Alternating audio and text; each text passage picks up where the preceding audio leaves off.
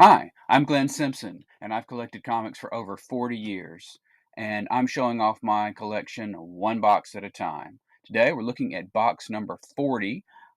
We are going to start off with some Catwoman. We're going to look at, let's see, some Challengers and some Chaos and some Children of this and Children of that, and we'll end up with some Christmas stuff. So, I'm glad you're here. Thanks so much. Please like and comment and subscribe. It will really help the channel. And if there's anything you'd like to see that I skip over because it's inside of a little pack of comics, let me know, and I'll make a video just for you. So I'm glad you're here again, and let's get going with box number 40. All right, so we pick up where we left off. Now we're in the Rebirth Catwoman series. We've just had the whole Will Batman and Catwoman marry thing going on over in Batman. And so we have this new series drawn by Joelle Jones, who draws Catwoman to look just like herself, in my opinion. And eventually there'll be a lady with no nose. So if that's the kind of thing you like, then here we go. So that's issue 1. We got issue 4. This was the month they did a shiny kind of cover on all the books. It's just shiny. Issue 4. Got issue 5 right there. Looking, breaking through some window. Issue 8. Hey, there's a lady with no nose. Selena Kyle, burglar for hire. Right there. This is less of a Marvel or less of a DC Universe crossover-y series. I mean, there is some, but they've really tended to focus on, Catwoman having her own adventures in this series and having exposed armpits. That's Catwoman 9.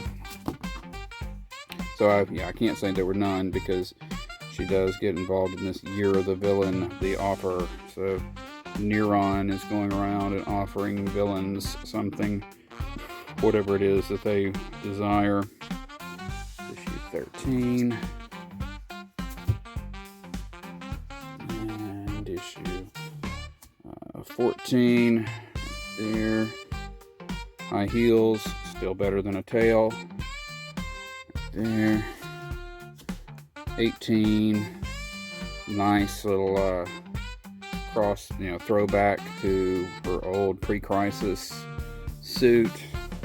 Old farts like me dig that stuff. Issue 18. Issue 19. Dawn of the Dead. There. Issue 23. Kind of a gray suit, somewhat like her Jim Balance suit. There, issue 23.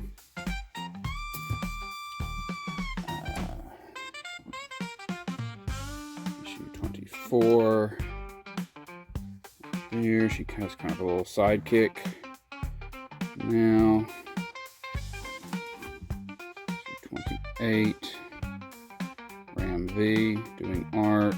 She's got a little set of strays. A little blue-haired girl will turn out to be somebody important.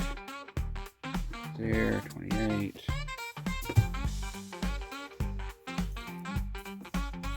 29. There. That mask creeps me out.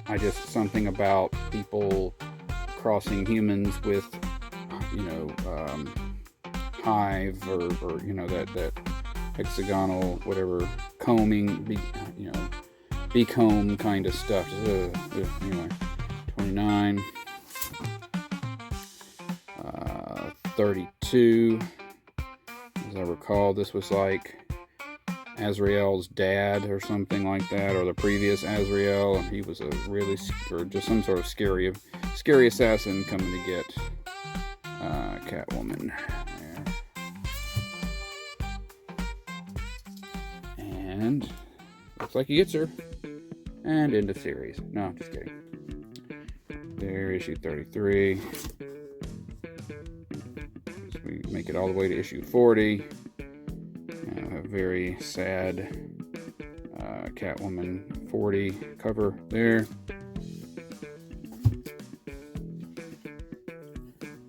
Got, speaking of pre-crisis stuff, they do bring back Onyx, who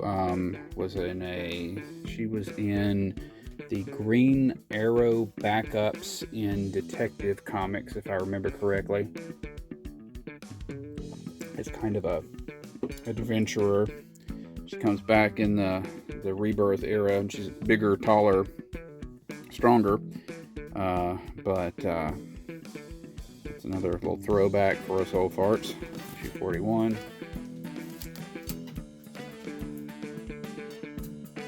Oh, oops. And then issue 44. Oh, Harley Quinn team up there. Got 45. Teaming up with all the kids. Okay, here's the thing. So, are Bruce Wayne and Catwoman about the same age? They started off about the same age. They were both young adults around the same age. Dick Grayson has grown up to be 29, 30 years old. So, and he would have been 13 at the bare minimum, at one point. So, Catwoman has got to be in her late 30s. And, so she's flirting with all these, what would have to be younger men. So, she's not just a Catwoman, she's a cougar. 48 right there.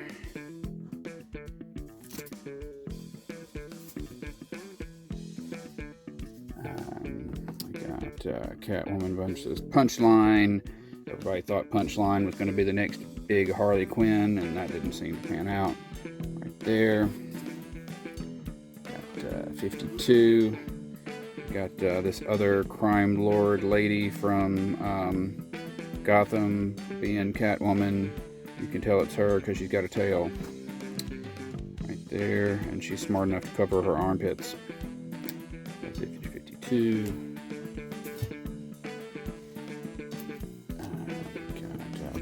Right there, alternate Catwoman 50 and 53, going up against the Royal Flush Gang, a new version of that. We've got 58, regular Catwoman with fully exposed armpits, going up against Batman, part of the Gotham War.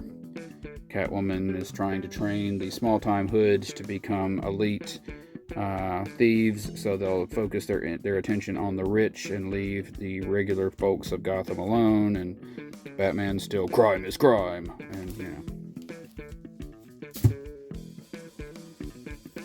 got 59, beginning this Catwoman sort of mystically gets a set of 9 lives, and so she goes to and she does the things that she'd always wanted to do that she couldn't do because she's afraid she'd get killed doing it, and now she has 9 lives to get them done. So that's the premise, generally speaking, of Catwoman, the storyline that starts in Catwoman 59, 9 lives. We're still doing that in issue 66 right there. Flamingo, known from the Grant Morrison Batman stuff.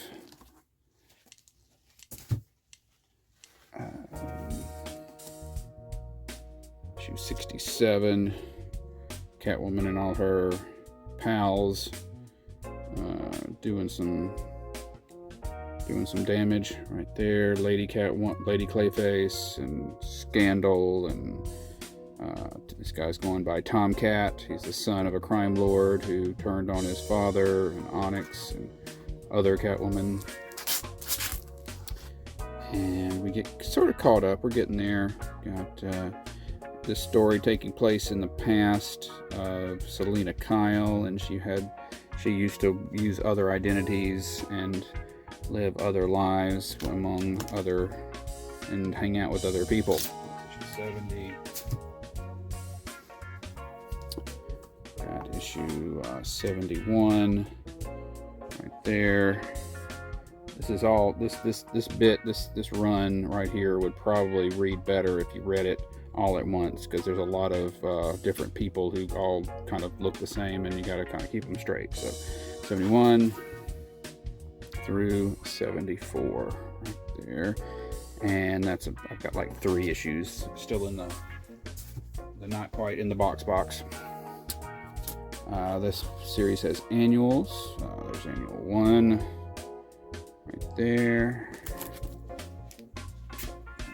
and it's 2021 annual, going up against that assassin that we saw earlier, Kyle Hotz, doing artwork on that. We got a few one-shots and things. We got Catwoman Defiant. This came out during when Batman, oh shoot, the second one, I'm drawing, oh my gosh. The second Batman Returns was out, and got some cool cover there. We got the Catwoman 80th anniversary book right there. Lots of it's a 100-page, super spectacular. And we got, for some weird reason, Catwoman Election Night. Just a story about Catwoman having an adventure on that first Tuesday in November. There. For the New 52, we got the hologram cover right there. Ooh, neat. Hope you're getting this.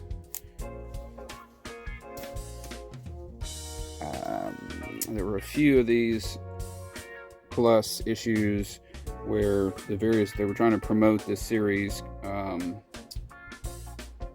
and called shoot, I'll try to add it in here, each one of the members of that group, Scare Tactics, they were all appearing in these one-shots with bigger characters. Ron Barrington cover on that. So Catwoman plus, so it's fairly, this is the fairly sexy cover right there. If you're into that kind of thing. We got Catwoman's Secret Files and Origins. If you just want to know more about Catwoman and her background and her friends and all that kind of stuff, you can pick up Catwoman's Secret Files and Origins. We've got this one-shot that is the adaptation of the movie, and it is written by Chuck Austin, who is already an outrageous kind of writer, so I guess you're putting an outrageous writer on an outrageous movie, and there you go. But you got Jim Lee art, so there's a lot to like, and maybe a lot to not like about that cover or about that book. But there you go. We've got Catwoman with Tweety and Sylvester. You know, each of these Looney Tunes crossover books would have one story where the characters would all be drawn, you know, semi-realistic, and then the second story where they'd all be written on model for the cartoon characters. So that was that. Got Catwoman Uncovered, kind of a gathering of some of the best recent covers. Each page is just a cover that had been used. Some of them variant covers that you can only see if you had bought the variants. Got Catwoman When in Rome, going up against a crime lord there, and taking it to him in Rome. This is sort of a little long Halloween kind of. I don't know if it's a direct sequel or anything, but it's, you know, by the same people. So if you liked The Long Halloween, you might try Catwoman When in Rome, issue 1. Goes through chapter 6. It's a Catwoman murder mystery. There.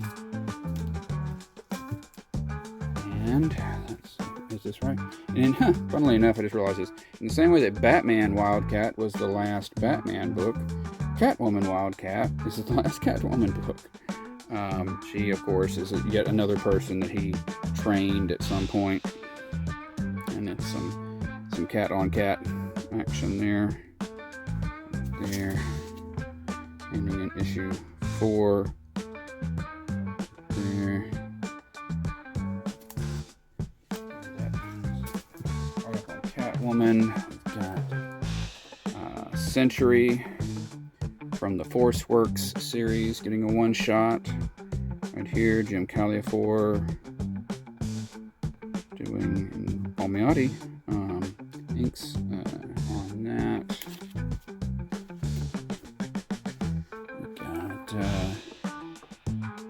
Chain Gang War number 6. I think I got this because I thought Batman was in it or something. This was not a series I was interested in, but I don't really know why I have just issue 6 of this, but there you go. Right there. Challenge of the Super Sons. So the son of Superman and the son of Batman hanging out and having adventures right there. And this one, which one is this one? They are, well, we saw Adventures of the Super Sons in a previous video. This one's Challenge of the Super Sons.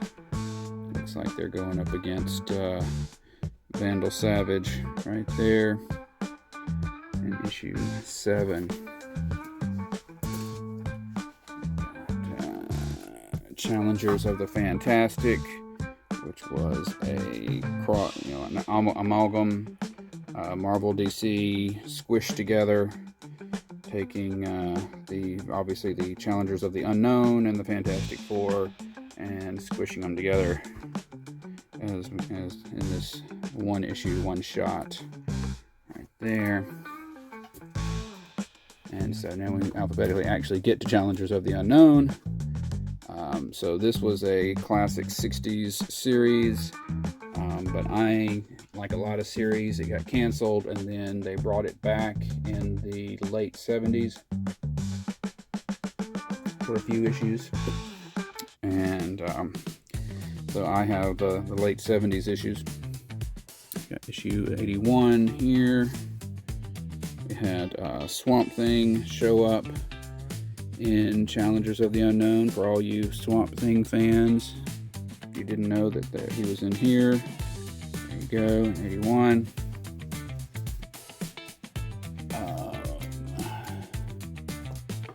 And then in 84, we got, did I say that right? That was 83. So that's 83. 84. The Swamp Thing's still around, but we've also got Dead Man, so it was like all the characters that hadn't been around for a bit right there. And that series ends with 87, still with Swamp Thing and Dead Man and the Challengers, and they're not purple. What is that? No, they're not pink. That's not pink. We're not wearing pink. I don't know what do you call that color. Got the whole concept of the Challengers of the Unknown being rebooted at some point, and I don't have many of these, but I do have a few. I got this one because it was a crossover with it's part of this Convergence, not the Convergence from a few years ago, but a different Convergence. And this is with like Book of Fate and some other things, but so I got this one as part of that crossover.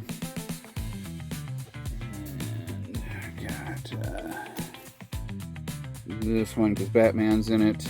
It's Challengers of the Unknown, number 12 there. And I've got this one because it's part of the Millennium Giants crossover right there.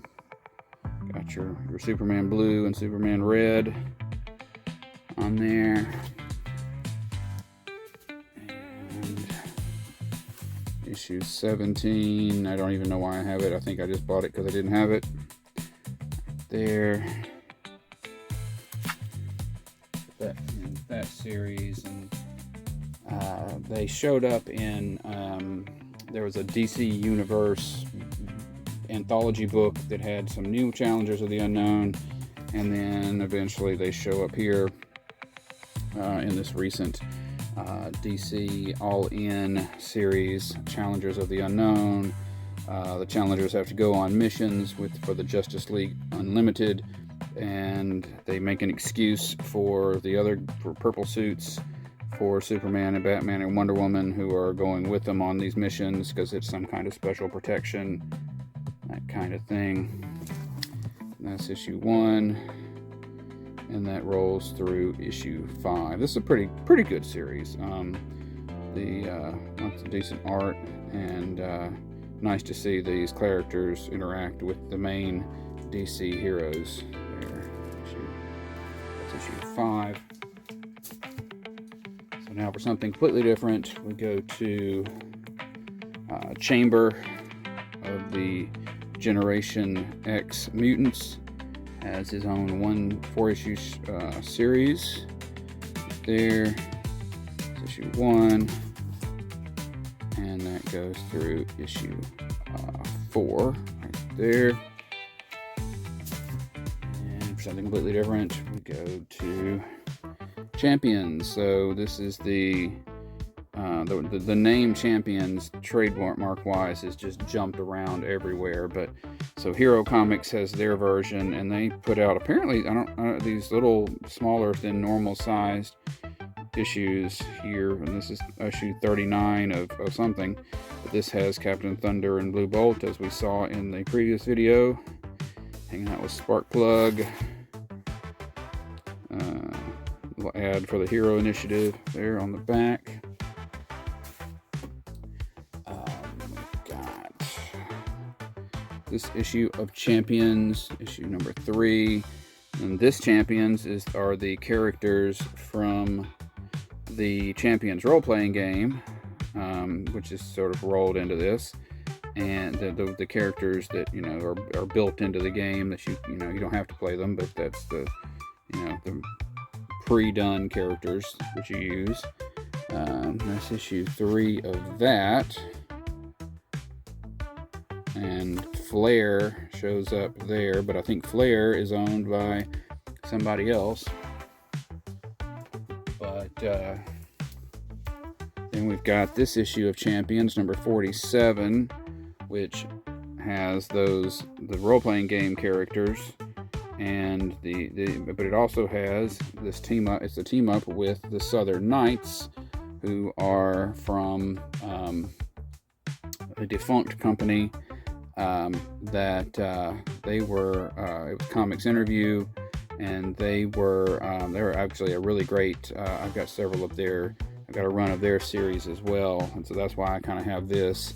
And this is a George Perez cover on top of all that. So there's just a lot going on here, man. But that's the Champions 47. The classic Marvel Champions I only have in trade paperback, and so we'll see that one day if I ever show you all my trade paperbacks that are still on the bookshelf. But then we jump to the more recent iteration. This was that month that several series got a Monsters Unleashed version, so 1 MU. So that's that right there. But actually getting to issue 1 of the modern champions, if you will. Mark Waid writing on that. All the young kids that were part of the Avengers there for a little while, getting together and forming their own team. And that continues into issue 6 right there. Got Brawn and Ms. Marvel and Vision and Miles Morales and Sam Alexander Nova and Cyclops, from the past brought forward to the future. there, and issue 6. And issue 7 right there, still having it out. Right, with some other bad guys. And issue 7. Issue 12, Cyclops going all out, and there's somebody ought to have a collection of logo destruction covers. That would be a thing to collect if you were just gonna. That was how your brain worked. Issue 12.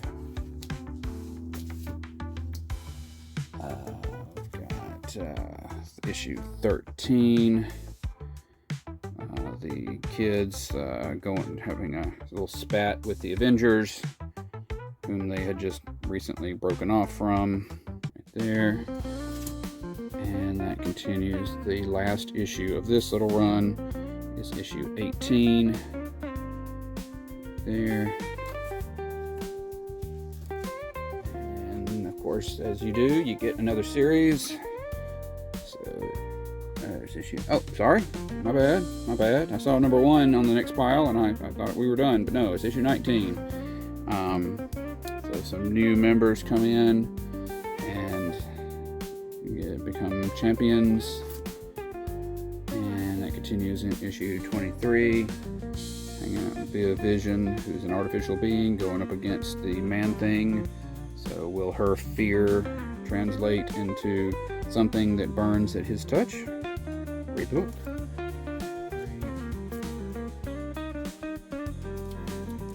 And 24.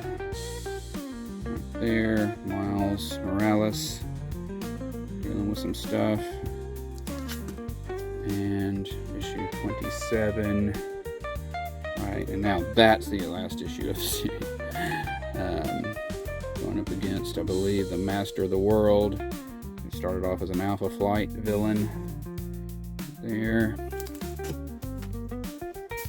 And got this. I knew it was the last issue because here's the annual number 1. Right there, of course, we've had Ironheart and the new Wasp, and at some point, Totally Awesome Hulk became Brawn, and that kind of thing. And now we start the newest series. So lots of teen heroes teaming up. There. Issue 4. Miles Morales not too happy about something that he just found out.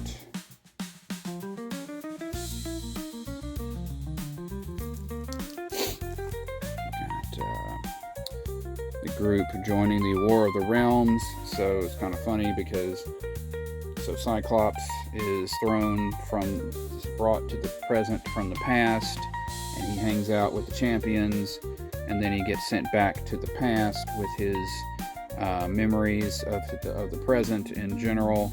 And so then now when he sees the champions, he's like, hey guys, even though he's of course lived an entire life, and is just now caught up with them.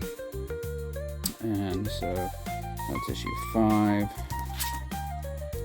And that goes through issue 10. That is the final issue of that particular run right there. We've got the next series. It starts with the Outlawed. So Kamala Khan gets hurt in a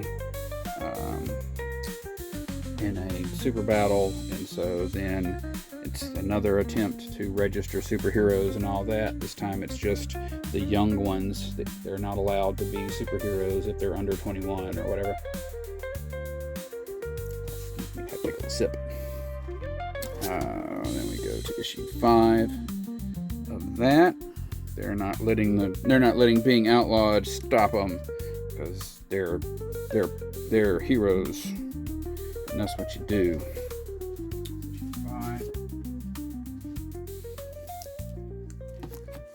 Issue 6, the kids go undercover because somebody's putting out a killer app, an app that's a bad app. I don't remember what the bad app does, but it's bad. And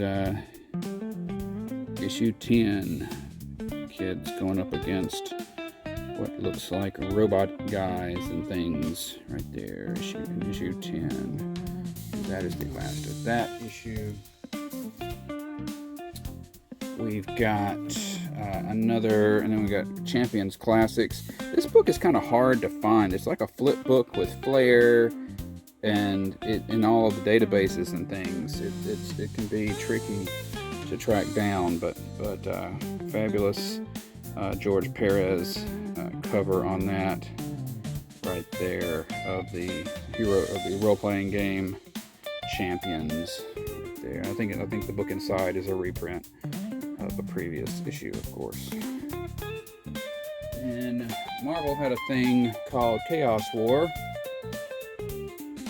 where the gods began to fight one another. And for some reason I skipped it at the time. I don't remember why. So I'm buying it in back issues. So I only have issue 1 of the main series, issue 1 of 5. So those are on my want list. That's issue 1, Herc versus Thor. And then there's a series of little one-shots and mini-series and things. We have Alpha Flight getting a one-shot, kind of re-establishing who they are and what they do and how they do it. There.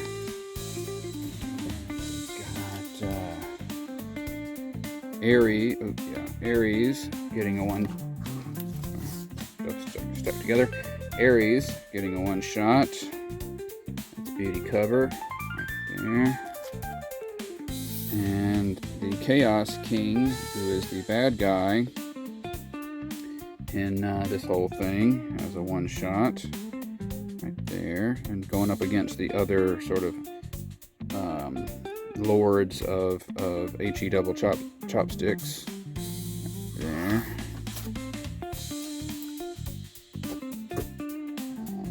Got this 3-issue series called Dead Avengers.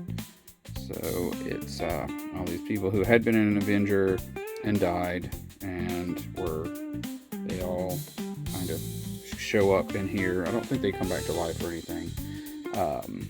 But they all have in common. They've all managed to, so far, stay dead. And that's issue 3 of that. There.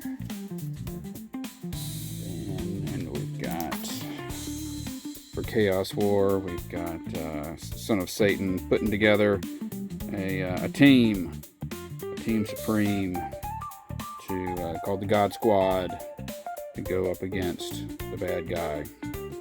Circe, Venus, Silver Surfer, I believe, Big Cat Guy, Son of Satan. There you go.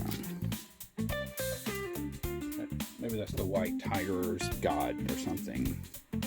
Yeah, the White Tiger character. Anyway, then we have Chase. So, idea being this was the original sort of regular person who is in a government agency who's trying to keep control and all the metahumans in the DC universe. She's shown up a few different places. She had her own series. We know her father was a superhero who was killed by a supervillain. So there was some DC history that was retold in this series. That's issue 1. And it goes through, it got canceled with issue 9 right there. The Green Lantern story. A lot of series at that time. It got a 1 million issue. So there's some sort of future version of Chase out there being the cop for the metahumans or something like that. Got the recent Chasm Curse of Cain series. So the original Spider clone is now known as Chasm, and the guy formerly known as Cain is now the Scarlet Spider, and they are sort of have an interesting, and Cain is also a Spider clone, Peter Parker clone, and so he's out of control. He's forgotten all of his Peter Parker memories. And so now he just is kind of a spider guy who doesn't know what he wants to do with his life. and Kane's trying to keep an eye on him, and he doesn't like it very much. So that's issue 1, and that goes through issue 4. Chasm, his girlfriend, is All Hallows Eve, who has the bag of masks that can make her take on all sorts of different character abilities through a mask.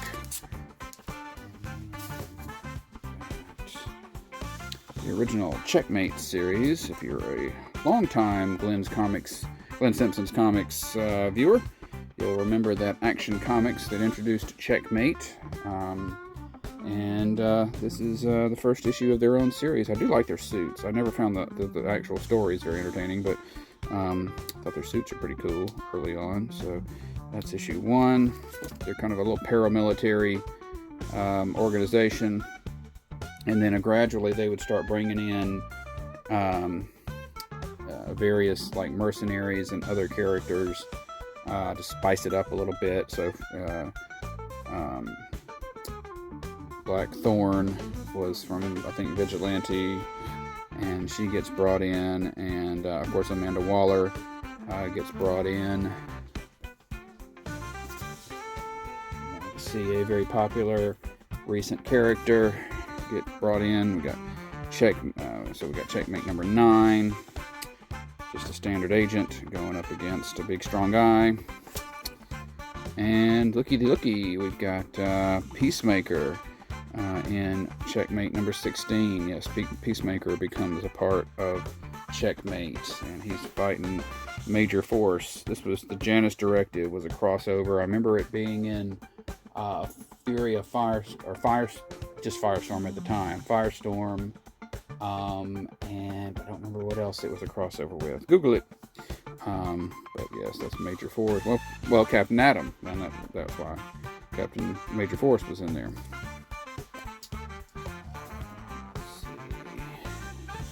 We just saw that. Might have seen that in the previous video. We got still more Peacemaker in issue 5. Peacemakering. They're fighting ninjas. We got issue 24. So we got, the home base crew at Checkmate, and we got agents and things like that. And there's some internal struggles there.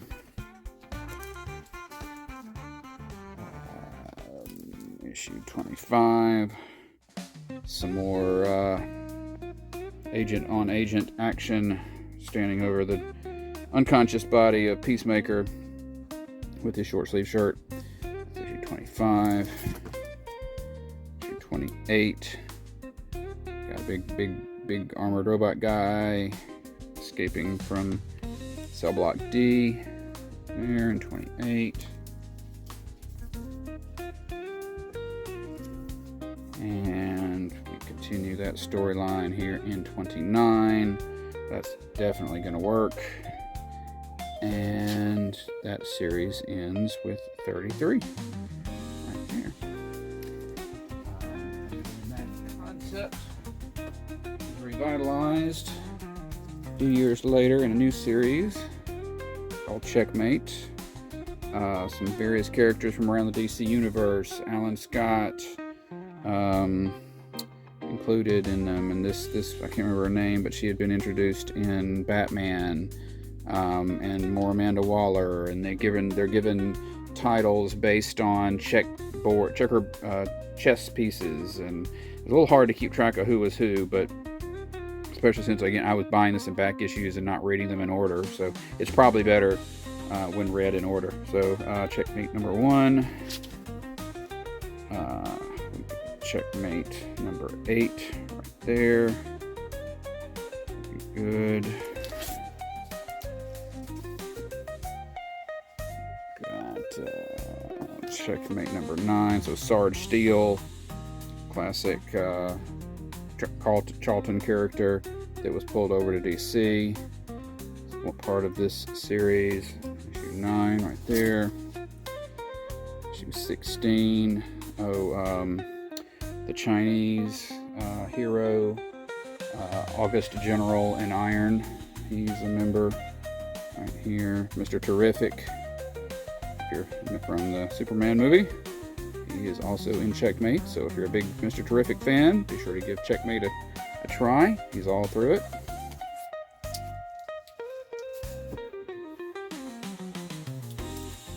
$17. Dude with lots of arms and lots of guns. What more can you ask for? Issue 22. Our team is in, I don't know if they're in the past or just learning about the past, but Mademoiselle Marie, who is a classic DC war book character, showing up there in issue 22. Don't have all of these. They're on the list to be gotten, but so we got issue 25. And right there. And 30 right there. And the series ends with 31. We got Freedom Beast and Manticore. I mean, they did a deep dive here. We got Jet from the New Guardians and Fire from Fire and Ice. No, that's Jet from Fire and I don't remember who that is. And Crimson Fox and Tasmanian Devil and just a lot of international characters right there. So, good. And then there was the recent Checkmate series where a character does away with all of the various spy organizations and tries to solidify them all under one group. And then I believe this is the heroes who gather together to oppose that. Got Mr. Bones and Manhunter and Lois Lane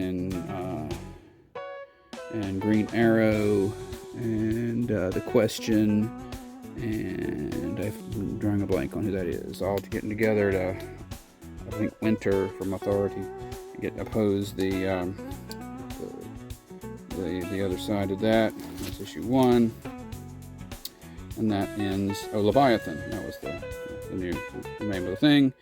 And we got The Question, saving the day probably in issue 6.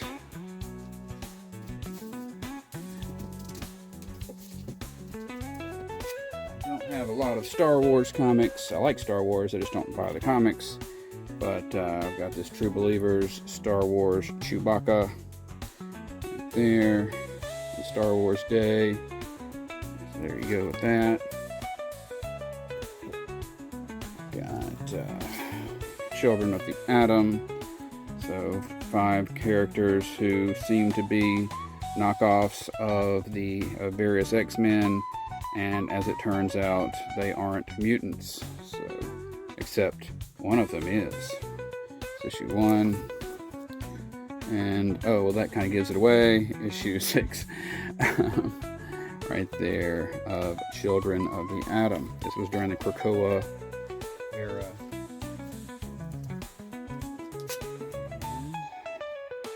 Children of the Vault.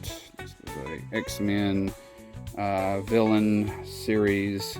This place that the time passes much faster in its world than in the real world, and it's constantly having boogaboos jump out and try to take over our world because they think they're the superior race, and the X-Men have to stop them. And so this one is about Cable and Bishop going in and trying to stop them. And the only thing I didn't like about this is we just literally had several years of a Cable series where Bishop and Cable were bitter enemies, and they just seem to get over it a little too easily here. But anyway, issue 1 through issue 4 of Children of the Vault.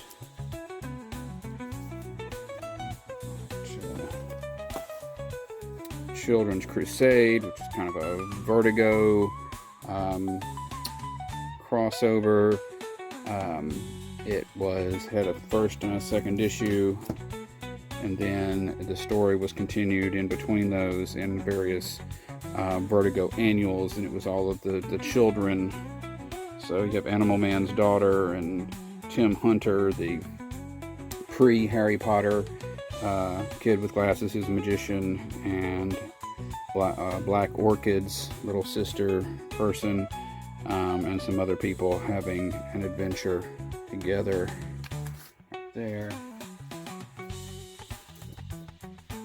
And this special Chris Claremont anniversary special, just celebrating the dude, the great writer at Marvel, Chris Claremont, and people writing stories and drawing stories by him and doing things relating to him. And finally, hey, it's Christmas. Merry Christmas, everybody. Christmas with the superheroes. Fabulous John Byrne cover art on this one. Just lots of reprints of DC Comics Christmas stories. And I think for some reason I remember this one as being reprints, but this one may be new stories. But they could all be new stories. But this is issue 2 of Christmas with the superheroes right there. And there you go. That is that box. All right, that was box 40. Next, we will have box 41. Checking the notes, we will start off with some Kronos, and we will get into some Civil War and Cloak and Dagger and comics this and comics that, and some Conquering, and we'll finish up with just a little bit of Constantine. So thanks so much for being here, and I very much hope you have a great day.